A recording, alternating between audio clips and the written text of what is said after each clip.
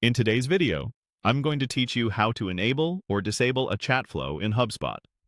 By the end, you'll know exactly where to find your chat flows, how to switch them on or off safely, and a few quick checks to make sure your changes behave the way you expect on your site.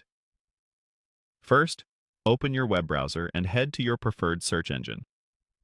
Type HubSpot, then click through to the official HubSpot website. Sign into your account using your usual credentials. If you use multi-factor authentication, complete that as well so you land on your HubSpot portal. Once you're in, move your mouse to the main navigation on the left and look for the Service section. This is where customer support tools live, including your chat features. Within Service, select Chatflows. That opens a list of all chat flows in your account, such as live chat or bot-based flows, along with key details like name, channel, and current status.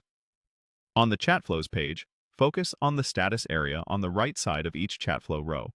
This is where you control whether a Chatflow is active on your site.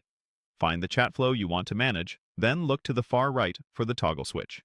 Clicking the toggle turns the Chatflow on or off instantly.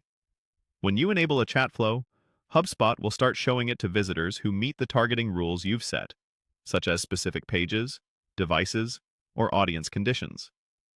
When you disable it, the chat flow stops appearing to new visitors on your site. You'll usually see a brief confirmation or the toggle change state to indicate the update has been applied.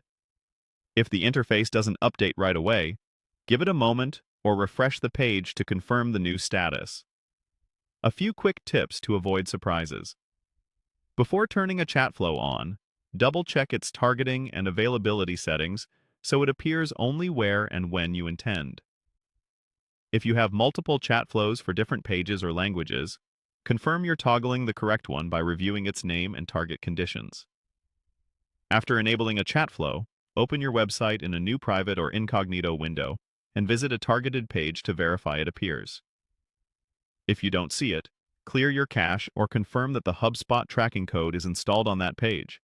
If you can't access chat flows or the toggle is grayed out, you may need additional user permissions from an account admin. That's it. You've located your chat flows, found the status control, and learned how to enable or disable them confidently. Thanks for watching, and happy optimizing.